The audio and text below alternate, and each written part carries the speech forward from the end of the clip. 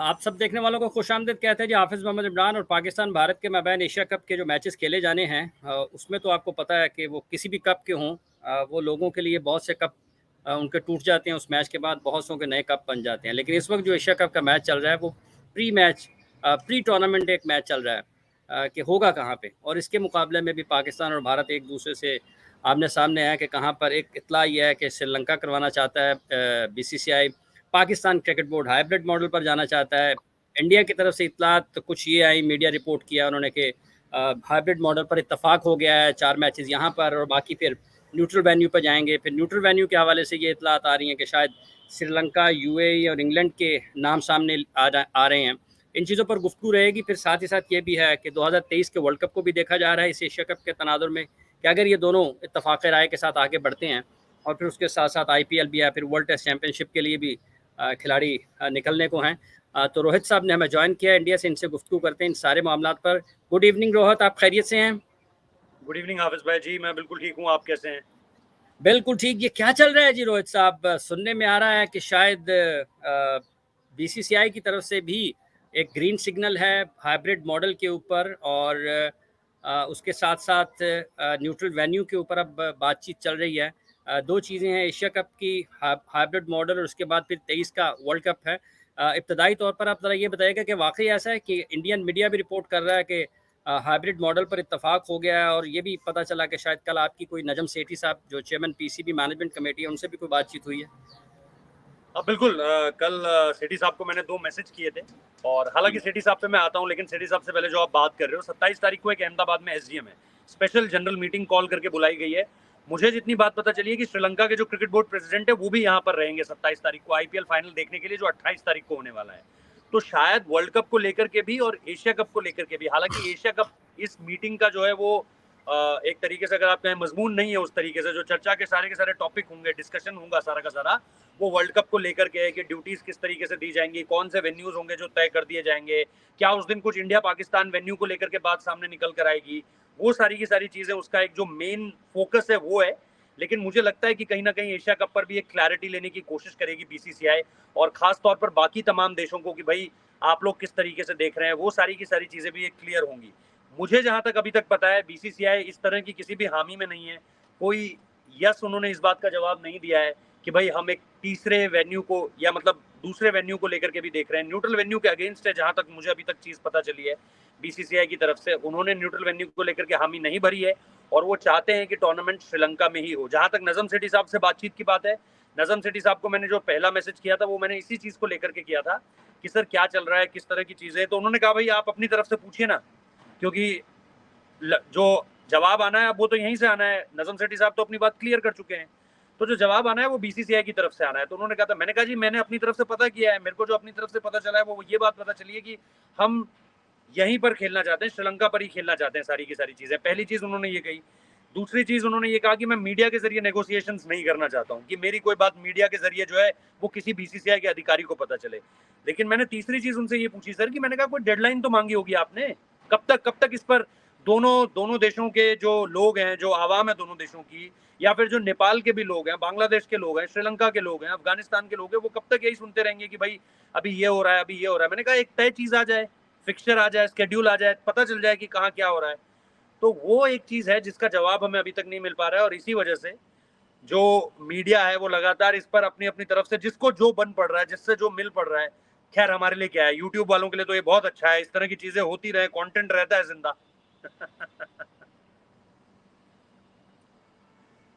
Mute हो हाफिज भाई, आपने आप म्यूट हो। आपने आपने आपने बात की कि न्यूट्रल वेन्यू के हवाले से, तो आप ये समझते हैं कि ये जो इत्तफाक़ राय की एग्री हो गया है बीसीसीआई के न्यूट्रल वेन्यू हाइब्रिड मॉडल के ऊपर। तो हाइब्रिड मॉडल में तो 4 मैचेस पाकिस्तान में है, फिर न्यूट्रल वेन्यू के ऊपर है। तो हाइब्रिड मॉडल के ऊपर कोई इत्तफाक़ राय या बीसीसीआई की तरफ से ग्रीन सिग्नल है? मैंने हाफिज भाई ब्रॉडकास्टर्स से भी बात करी थी, कुछ एक दो लोग जो है ब्रॉडकास्टर्स की तरफ से आ रखे थे यहाँ पर दिल्ली, जब आईसीसी टेस्ट चैंपियनशिप को लेकर के यहाँ पर एक कर्टन रेजर प्रोग्राम था।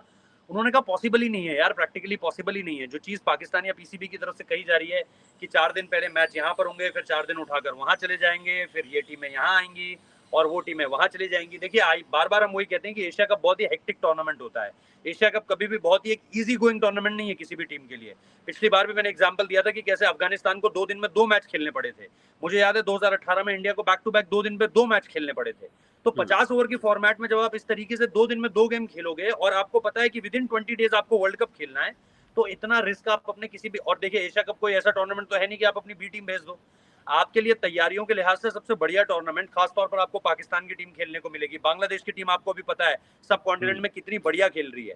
उसके पास आपको अफगानिस्तान की टीम का बॉलिंग अटैक पता है कितना बढ़िया है। बैटिंग में ठीक है वो स्ट्रगल करते हैं, लेकिन आप चाहोगे कि आप अफगानिस्तान की स्पिन खेल लो, और अगर आपने उसे मजबूती से टैकल कर लिया तो आपके लिए वर्ल्ड कप में अच्छा है। फिर आप बोलोगे कि यार कोई भी स्पिन आ जाए हम खेल लेंगे। तो चाहे इंडिया पाकिस्तान हो, चाहे इंडिया अफगानिस्तान हो, चाहे इंडिया बांग्लादेश हो, चाहे पाकिस्तान अफगानिस्तान हो, पाकिस्तान बांग्लादेश हो, आपको तैयारियों के लिहाज से ये टूर्नामेंट बहुत अच्छा मिलता है। तो आप अपनी प्रॉपर टीम खिलाते हो इस टूर्नामेंट में। तो उस लिहाज से मुझे लगता है कि कोई भी इतना रिस्क नहीं लेना चाहेगा, और इसीलिए मुझे लग रहा है कि कहीं ना कहीं ये मुश्किल आएगी हाइब्रिड मॉडल को लेकर के, क्योंकि ना ही एसीसी के चेयरमैन तैयार है और ना ही ब्रॉडकास्टर्स की इसमें हामी नजर आ रही है मुझे, हाफिज भाई। ठीक है, आपका ये मानना है कि अभी इस हवाले से कोई इत्तफाक राय नहीं है और भारत ये चाहता है कि टूर्नामेंट श्रीलंका में हो, और श्रीलंकन क्रिकेट बोर्ड की भी शदीद ख्वाहिश है कि एशिया कप की मेज़बानी उनके पास आ जाए, बिल्कुल, या उनको तो जरूरत है ना। होस्टिंग राइट्स पाकिस्तान के पास रहें, लेकिन न्यूट्रल वेन्यू पे पूरा का पूरा टूर्नामेंट शिफ्ट हो जाए। वो ये चाहते हैं कि उनके पास हाँ। चली जाए। और या तो आप सीधी सी एक काम कर सकते हैं ना कि नजम सेठी साहब कहेंगे ठीक है होस्टिंग राइट्स भी ले लो भाई आप, हम कभी और करा लेंगे हम। लेकिन उसके लिए भी उन्होंने मना किया था ना, उसके लिए भी उन्होंने कहा था कि भाई हम जो है, जब उनसे बहुत पहले ये बात कही गई थी कि भाई आप ऐसा करो होस्टिंग राइट स्वैप कर लो, आप हाँ। ऐसा करो बांग्लादेश को दे दो या श्रीलंका को दे दो आप होस्टिंग राइट्स, और जब आपको लगे कि सारे देश तैयार है आपके मुल्क में आकर खेलने के लिए, तब आप अपने देश में करा लो टूर्नामेंट। तो आप ये भी कर सकते हो। लेकिन उस वक्त पर भी नजम सेठी साहब ने ये बात कही थी कि अगर हमारे देश में लोग अब नहीं आएंगे तो फिर कब आएंगे। तो अल्टीमेटली हो तो वो चीज नहीं रही है। तो वो अपनी तरफ से अपने पॉइंट रखने की कोशिश कर रहे हैं, लेकिन बाकी देश क्या उसको मानने के लिए तैयार हैं, ये अपने आप में बड़ा पॉइंट है हाफिज भाई। एक और चीज़ चल रही है साथ ही साथ, जब हम इस हाइब्रिड मॉडल की तस्लीम करने की बात करते हैं, तो यही रिपोर्ट ये भी साथ ही हुआ। आपकी इस हवाले से राय क्या है, और अगर आपके पास कोई खबर हो तो वो भी, कि अगर इंडिया मान जाता है हाइब्रिड मॉडल के ऊपर, तो पाकिस्तान भी उसको फिर आगे से 2023 के वर्ल्ड कप के लिए ज़मानत देता है कि हम खेलने के लिए आएंगे ही, 50 ओवर्स के वर्ल्ड कप के लिए, जो कि जिसकी मेज़बानी भारत ने करनी है। नहीं, मुझे नहीं लगता है। मुझे लगता है कि पाकिस्तान क्रिकेट बोर्ड इस पे मनाही नहीं कर पाएगा। पाकिस्तान क्रिकेट बोर्ड के लिए बहुत बड़ा कदम हो जाएगा, क्योंकि देखिए दोनों देशों के बीच, जैसा मैं कह रहा हूँ कि दोनों देशों को, या तो चाहे इंडिया को भी, जैसा मैंने कहा एशिया कप अलग बात है, आईसीसी टूर्नामेंट्स में एक दूसरे को बॉयकॉट करने के लिए आपको सॉलिड रीजन चाहिए होते हैं। अगर 2023 में पाकिस्तान मना करता है तो फिर 2025 में इंडिया भी मना कर देगा कि हम भी नहीं आएंगे। तो मैं वही चीज कह रहा हूँ कि क्या पाकिस्तान की क्रिकेट आज की डेट में उस तारीख पर खड़ी है जहां पर वो ये कहे कि नहीं जी हम इतने बिलियन डॉलर्स का नुकसान सहने के लिए तैयार है, आईसीसी से एक लड़ाई लड़ने के लिए तैयार है। तो वो मेरे हिसाब से इंडिया कहीं ना कहीं आपको मानना पड़ेगा, अगर आप 36-38% का शेयर इंडिया को दे रहे हो, आईसीसी रेवेन्यू उस तरीके से बांट रहा है, तो फिर आपको मानना पड़ेगा कि इंडिया का से रहेगा कहीं ना कहीं। वो आईसीसी को इस तरीके से ड्राइव कर सकता है इस समय पर कि वो कहे कि नहीं भाई, आपको ये किसी भी सूरत में एक्सेप्टेबल नहीं होगा कि इंडिया में वर्ल्ड कप हो रहा है और इंडिया वर्सेस पाकिस्तान का जो मैच है या जो कोई और मैच है पाकिस्तान का, वो कहीं और हो रहा है। हालांकि 2011 वर्ल्ड कप में भी अगर आप याद करो हाफिज भाई, पाकिस्तान ने मोहाली से पहले कहीं इंडिया में नहीं खेला था। सेमीफाइनल से पहले पाकिस्तान ने सारे मैचेस इधर उधर ही खेले थे, क्योंकि उसमें 3 देश थे, श्रीलंका भी था और बांग्लादेश भी था। लेकिन यहाँ पर आने के बाद आपको ये याद रखना पड़ेगा कि इंडिया पे अगर सारे के सारे मैचेस है, तो इंडिया किसी भी सूरत में ये नहीं चाहेगा कि पाकिस्तान के मैचेस जो हैं वो इंडिया से हटकर कहीं और चले जाएं।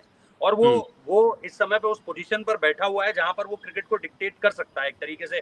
डिक्टेट से मेरा ये सेंस है कि वो बोल सकता है आईसीसी को कि भाई हम आपके लिए इतना शेयर लेकर आते हैं।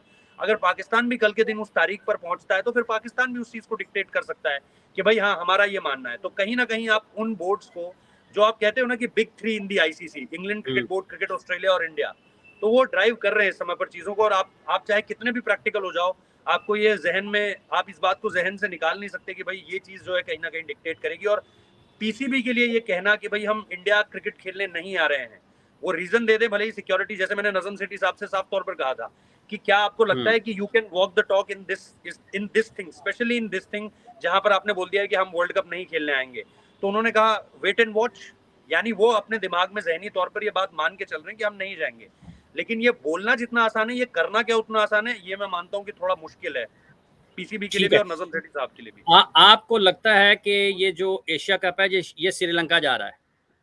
मुझे लगता है एशिया कप श्रीलंका जा रहा है पूरी तरीके से, कोई न्यूट्रल वेन्यू नहीं होगा, श्रीलंका में सारे के सारे मैचेस होंगे। होस्टिंग राइट्स पाकिस्तान के पास रहेंगे और न्यूट्रल वेन्यू श्रीलंका हो जाएगा।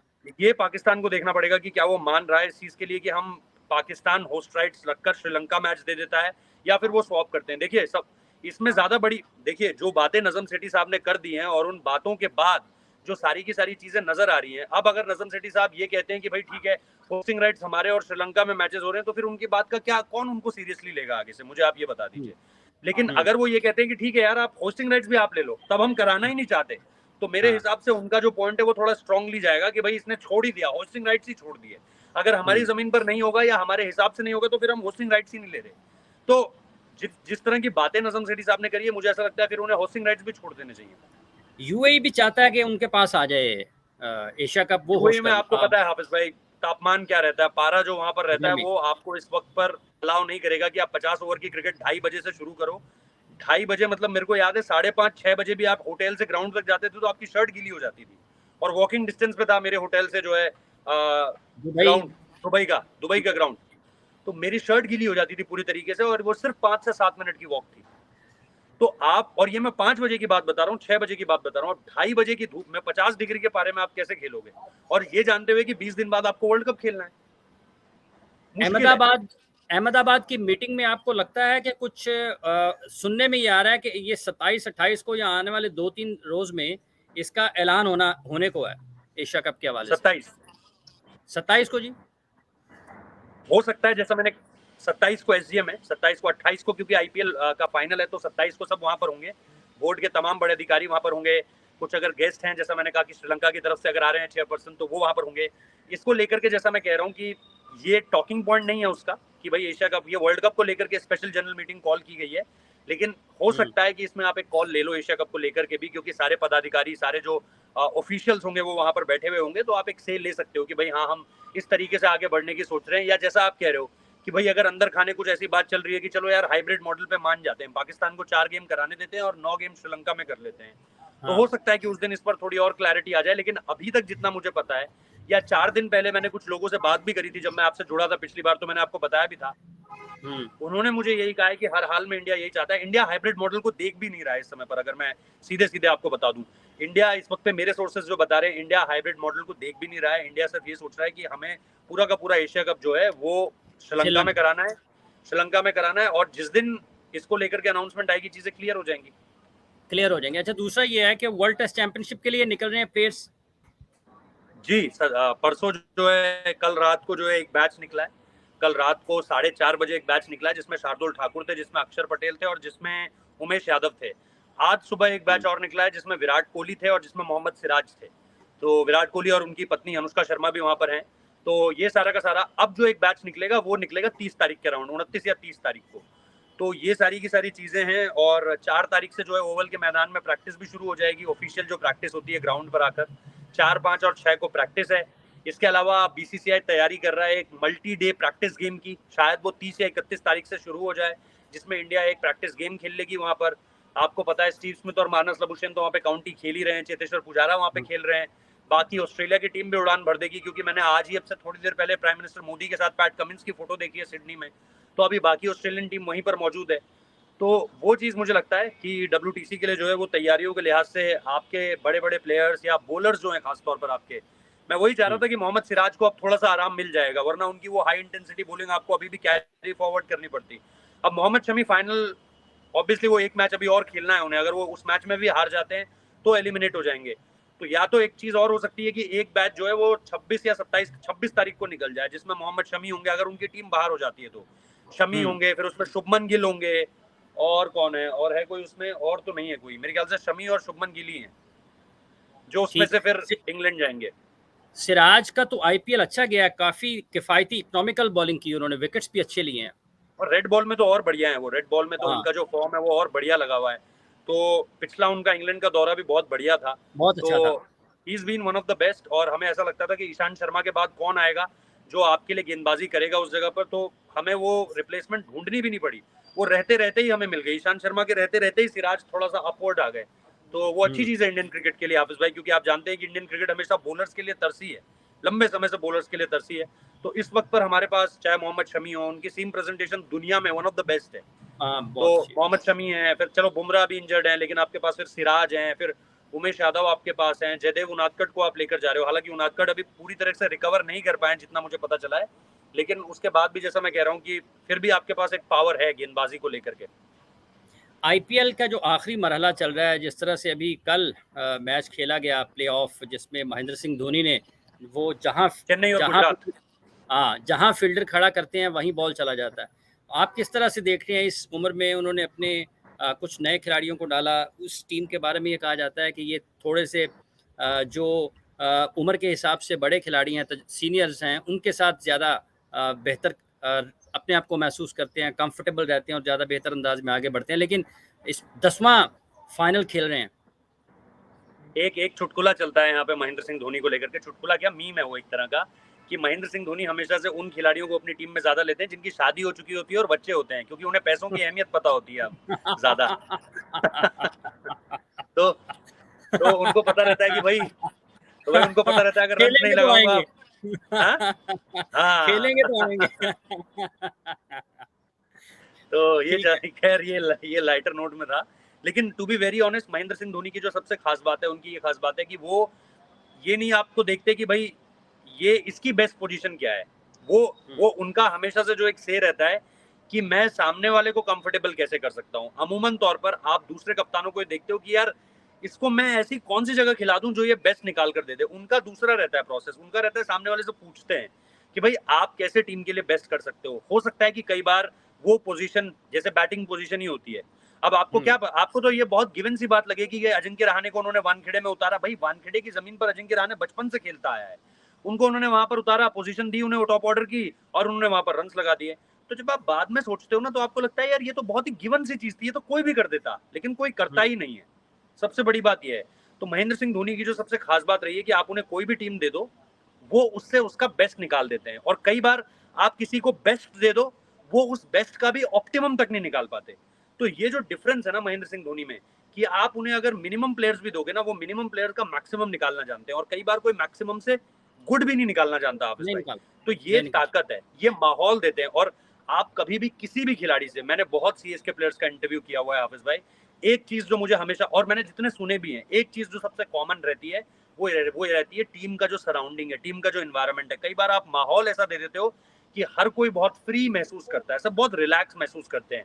तो आई थिंक ये एक खासियत है महेंद्र सिंह धोनी की, जो शादी और बच्चों वाली बात हमने कही थी उसके अलावा। शुभमन गिल बहुत अच्छा खेले। अभी जो एक मैच उनका आरसीबी के साथ हुआ, उसमें उन्होंने चेज में 100 किया। तो किस तरह से देख रहे हैं उनके उड़ान को? और फिर मेरा ख्याल है उन्होंने वर्ल्ड टेस्ट चैंपियनशिप के फाइनल के लिए भी जाना है। और जो पिछली मरतबा वर्ल्ड टेस्ट चैंपियनशिप का फाइनल हुआ था, उसमें उन्होंने एक इनिंग में कुछ 35-40 किए थे, लेकिन बहुत शानदार वो छोटी सी इनिंग थी जिसमें उन्होंने दिखाया था कि उनके पास कितना टाइम है, कितने एलिगेंट हैं, कितना मिडल करते हैं, कितना लाइन में आते हैं। तो ये वाला आईपीएल और ये जो अभी 100 किया उन्होंने, इसको किस तरह से देखते हैं आप? नहीं 100 तो बहुत ही बढ़िया है, बैक टू बैक 200 आ चुके हैं उनके, लगातार 200 आए। उधर से विराट कर रहे थे, इधर से वो विराट कर के रहे भी थे, 2 और आए 100। विराट के भी 2 आए। तो जैसे आप शुभमन गिल को यहाँ पर अब बात होने लगी है कि भाई passing on the baton from Virat, Sachin Tendulkar to Virat Kohli and then Virat Kohli to Shubman Gill, वो नेक्स्ट जनरेशन के सबसे बड़े खिलाड़ी अभी आपको नजर आ रहे हैं।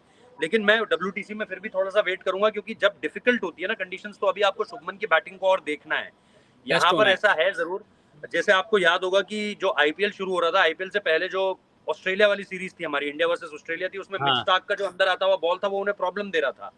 तो अभी भी उनका जो एक इशू लगता है कि अंदर आता हुआ जो बॉल है ना, वो आपको शुभमन गिल को डिसमिस करता हुआ दिखेगा। लेफ्ट आर्म सीमर है तो और ज्यादा प्रॉब्लम करेगा, राइट आर्म सीमर है तो भी अगर एक बढ़िया अच्छा प्रॉपर सीम का प्रेजेंटेशन होगा तो आपको वो चीजें दिक्कत डालती हुई। अब वर्ल्ड टेस्ट चैंपियनशिप फाइनल में भी मिच स्टार्क होंगे सामने, और इंग्लैंड की कंडीशंस होंगी। अमूमन तौर पर इंडिया जब इंग्लैंड में खेलता है, या मेरे ख्याल से पाकिस्तान भी जब जाता है, अच्छा तो हम खेलता है। सेकंड हाफ में जाते हैं। पाकिस्तान का हाँ, रिकॉर्ड तो बहुत बढ़िया रहा है इंग्लैंड में बिकॉज ऑफ देयर बॉलिंग। तो हाँ। हम जब जाते हैं तो सेकंड हाफ, मैं इंडिया का बता रहा हूँ आपको, इंडिया जब जाता है तो जुलाई अगस्त के बाद जाता है, या जुलाई अगस्त में जाता है, ज्यादातर अगस्त में जाता है। अब ये है जून का पहला हफ्ता, यहाँ पर विकेट थोड़ा सा फ्रेश रहेगा। ऐसे और ठीक है। कहीं ना कहीं मुझे वही लग रहा है कि अगर आसमान थोड़ा सा रहा काला, या वहां पे, क्योंकि आपको नीचे देखने से पहले ऊपर देखना पड़ता है कि कंडीशंस वहां से ड्राइव होती है वहां पे।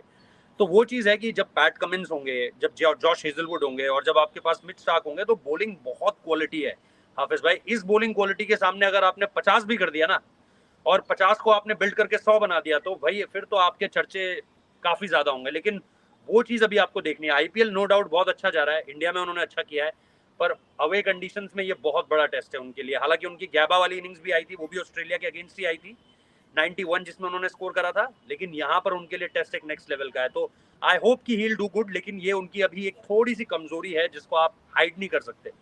पॉन्टिंग ने थोड़ा सा एज दिया है ऑस्ट्रेलिया को ऑस्ट्रेलिया ओवल पर। जी जी, मैं गया था पॉन्टिंग ने वहाँ पे, उसी इवेंट की बात कर रहा हूँ। आईसीसी का जो आईसीसी ने यहाँ पे कर्टन रेजर इवेंट रखा हुआ था दिल्ली में, आईटीसी नहीं, हयात में था वो।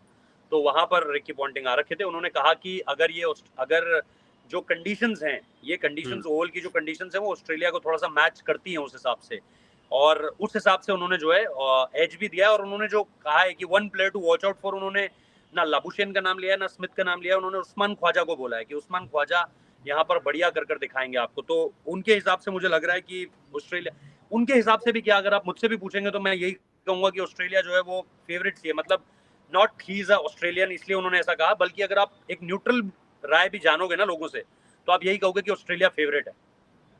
चले, बहुत बहुत शुक्रिया आपका रोहित जी, आपने अपना वक्त दिया और अपने ख्यालात का इजहार किया। आइंदा भी आपसे गपशप लगी रहेगी। 1-2 रोज़ रह गए हैं एशिया कप का, जब फाइनल जब हतमी फैसला हो जाएगा कि ये मैदान कहाँ सजना है, फिर दोबारा आपसे बात करेंगे। बहुत शुक्रिया आपके वक्त का जी। डन हाफिज भाई, थैंक यू। Thank you. जितने भी लोग हमें इस वक्त देख रहे हैं जी, आप सब लोगों का भी बहुत बहुत शुक्रिया। अगर आप लोगों ने अभी तक चैनल को सब्सक्राइब नहीं किया है, वो ज़रूर कीजिएगा। इस वीडियो को भी ज़रूर लाइक कीजिएगा। मुझे इजाज़त दें, अपना बहुत सा ख्याल रखें। अल्लाह हाफिज़।